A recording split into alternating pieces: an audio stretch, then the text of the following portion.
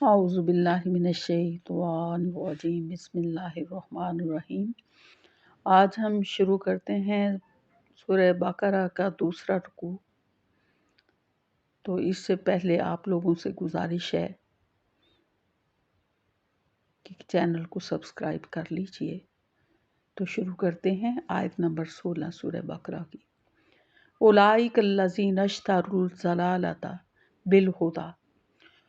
اولئک الذین، یہ وہ لوگ ہیں، نشترو، جنہوں نے خرید لیا، ضلالۃ،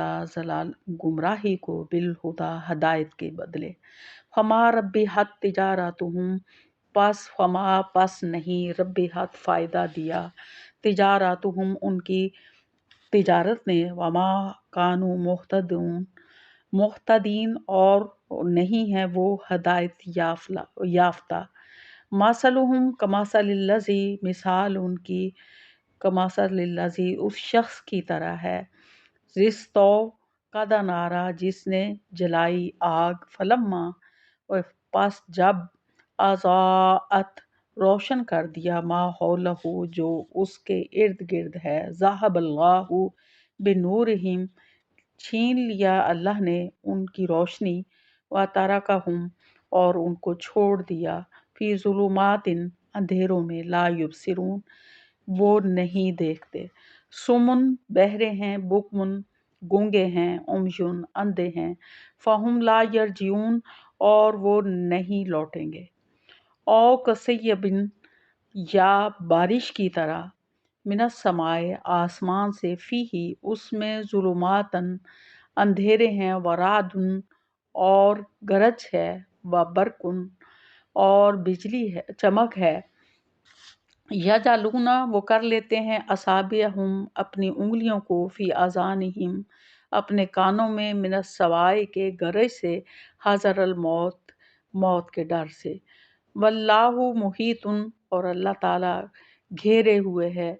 بالکافرین، کافروں کو، یکاد، قریب ہے، البرق، یکاد البرق، قریب ہے کہ بجلی، یخطف، اچک لے، ابصارہم، ان کی بینائی کو، کلما، جب کبھی، اضاء یا اضاء، دونوں طرح سے پڑھ سکتے ہیں، اضاء، روشنی ہو جاتی ہے، لہم، ان کے لیے، مشوا فیہ، اس میں چلتے ہیں، فاذا اظلم، اور جب اندھیرا چھا جاتا ہے، علیہم، ان پر، قاموا، وہ کھڑے ہو جاتے ہیں، ولو شاء اللہ، اور اگر اللہ چاہتا، لذہب، تو ضرور چھین لیتا، بسمعہم، ان کی سماعت کو، وابصارہم، اور ان کی بصارت کو، ان اللہ علی کل شیء قدیر، بے شک اللہ تعالیٰ ہر چیز پر قادر ہے۔ تو اس کا بامحاورہ ترجمہ دیکھ لیتے ہیں کہ اولئک الذین اشتروا الضلالۃ بالہدی فما ربحت تجارتہم وما کانوا مہتدین، یہی وہ لوگ ہیں جنہوں نے ہدایت کے بدلے گمراہی خرید لی، پس نہ فائدہ دیا انہیں ان کی تجارت نے، اور نہ ہی وہ ہدایت یافتہ ہوئے۔ مثلہم کمثل الذی استوقد نارا، مثال ان کی اس شخص کی طرح ہے کہ جس نے آگ جلائی، فلما اضاءت ما حولہ، اور جب اس آگ نے ماحول کو روشن کر دیا، ذہب اللہ بنورہم، اللہ نے ان کی روشنی چھین لی، وترکہم فی ظلمات لا یبصرون، اور ان کو اندھیروں میں چھوڑ دیا اور وہ نہیں دیکھتے، وہ بہرے ہیں، گونگے ہیں، اندھے ہیں، پس اب وہ نہیں لوٹیں گے۔ یا ان کی مثال یوں ہے کہ آسمان سے زوردار بارش آئے، جس میں اندھیرے اور گرج اور چمک ہو، گرج کی وجہ سے وہ موت سے ڈرتے ہوئے اپنی انگلیاں اپنے کانوں میں ڈال لیتے ہیں، اور اللہ کافروں کو گھیرے ہوئے ہے، قریب ہے کہ بجلی ان کی بینائی کو اچک لے، جب روشنی ہو جاتی ہے تو اس میں چل لیتے ہیں، اور جب ان پر اندھیرا چھا جائے تو وہ کھڑے ہو جاتے ہیں، اور اگر اللہ چاہتا تو ان کی سماعت اور ان کی بصارت چھین لیتا، بے شک اللہ تعالیٰ ہر چیز پر قادر ہے۔ تو اب ہم جو ہے پہلا اس کی آیت، اس میں بتایا گیا ہے کہ یہ لوگ جو مسلمانوں کا مذاق اڑانے والے ہیں اور حق سے انکار کرنے والے ہیں، ان لوگوں نے جو ہے گمراہی کو ہدایت کے بدلے میں خرید لیا۔ تو کہا گیا ہے کہ یہ ایک تجارت ہے اور ان کی یہ تجارت جو ہے انہیں فائدہ نہیں دے گی اور نہ ہی یہ ہدایت یافتہ ہوں گے۔ ان کی مثال جو ہے وہ اس طرح سے ہے جیسے کسی نے آگ جلائی اور اس سے سارا ماحول جو ہے وہ روشن ہو گیا، اور جب ماحول روشن ہو گیا تو اللہ تعالیٰ نے ان کی بصارت کو چھین لیا۔ تو یہاں اس گروہ کی مثال دی گئی ہے کہ منافقین کے اس گروہ کی، کہ ایک بندے نے جس سے آگ جلائی، اس سے مراد محمد صلی اللہ علیہ وسلم ہے، کہ جنہوں نے ہدایت کی آگ روشن کی، جس کی وجہ سے ارد گرد کا ماحول جو ہے وہ روشن ہو گیا اور اسلام کی روشنی جو ہے وہ چاروں اطراف پھیل گئی۔ لیکن اس گروہ نے اس ماحول سے فائدہ نہ اٹھایا، بلکہ اللہ نے ان کا نور بصیرت چھین لیا۔ اس سے مراد یہ کہ خود اس نور بصیرت سے محروم ہو گئے، اور وہ روشن ماحول تاریکیوں اور ظلمت میں تبدیل ہو گیا۔ اب انہیں کچھ نظر نہیں آتا۔ نور بصارت سلب کر لیا، اس کے جو الفاظ ہیں، اس سے یہ غلط فہمی نہ ہو کہ ان کی تاریکی میں بھٹکنے کی ذمہ داری خود ان پر نہیں ہے بلکہ اللہ پر ہے۔ اللہ نے ان کا نور بصارت سلب کرتا ہے۔ اللہ ان لوگوں کا نور بصارت جو ہے وہ سلب کرتا ہے جو حق کے طالب نہیں ہوتے اور ہدایت کی بجائے گمراہی کے راستے پر چلنا پسند کرتے ہیں۔ تو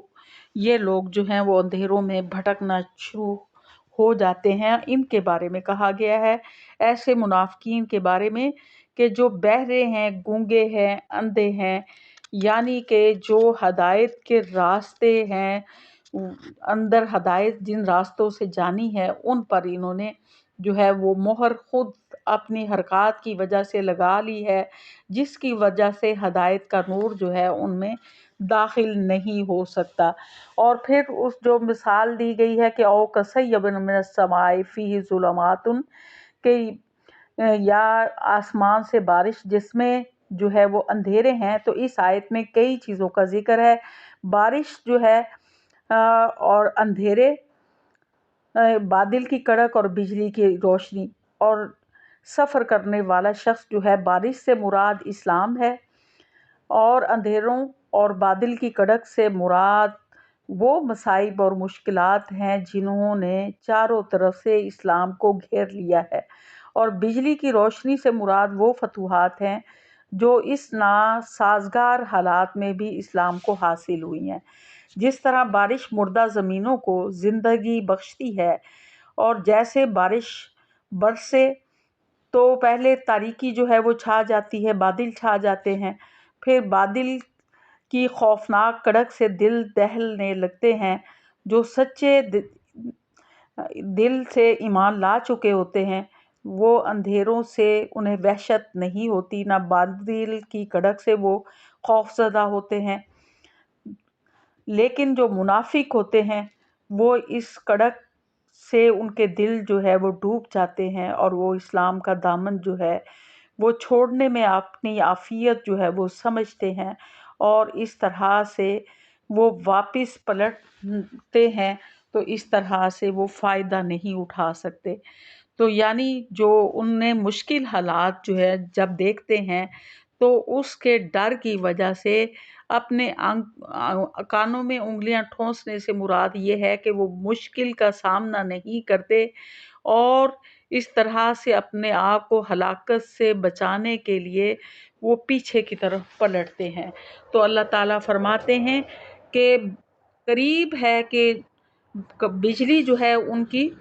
بینائی کو چھین لے۔ تو اس میں ان منافقین، جو سابقہ منافقین کا ذکر کیا گیا ہے کہ جو کانوں میں اپنی انگلیاں ٹھونس لیتے ہیں، تو کہا گیا ہے کہ ان لوگوں کو یہ لوگ جو ہے عذاب الہی سے کسی طرح سے بچ نہیں سکتے۔ قریب ہے کہ بجلی ان کی آنکھیں اچک لے، اس لیے کہ یہ لوگ حیرانی و پریشانی میں سرگرداں ہیں۔ جب بجلی ان کے لیے چمکتی ہے تو اس کی روشنی میں وہ چلنے لگتے ہیں، اور جب اندھیرا چھا جاتا ہے تو وہ حیران و پریشان کھڑے ہو جاتے ہیں۔ یہ کیفیت ان منافقین کی ہے جو شک و شبہات کا شکار ہیں، کبھی اقرار کرتے ہیں اور کبھی انکار کرتے ہیں۔ جب انہیں مال غنیمت نظر آتا ہے اور فتوحات کی امید ہوتی ہے تو وہ اسلام کی طرف قدم بڑھانے لگتے ہیں، اور جب جہاد کی سختی کا سامنا کرنا پڑتا ہے تو وہ اسلام سے جو ہے وہ بدکنے لگتے ہیں۔ تو اللہ تعالیٰ فرماتا ہے کہ اللہ تعالیٰ نے ان کو ڈھیل دے رکھی ہے، اور قریب ہے کہ اللہ تعالیٰ ان کی سماعت اور بصارت جو ہے وہ چھین لے، لیکن اللہ تعالیٰ نے ان کو مہلت دی ہوئی ہے تاکہ اس سے وہ فائدہ اٹھا لیں۔ تو اللہ تعالیٰ جو ہے وہ قادر مطلق ہے، وہ ہر چیز پر اختیار رکھنے والا ہے، چاہے تو ان کو موقع دے، چاہے ان سے وہ مہلت جو ہے وہ چھین لے۔ وآخر دعوانا الحمدللہ رب العالمین۔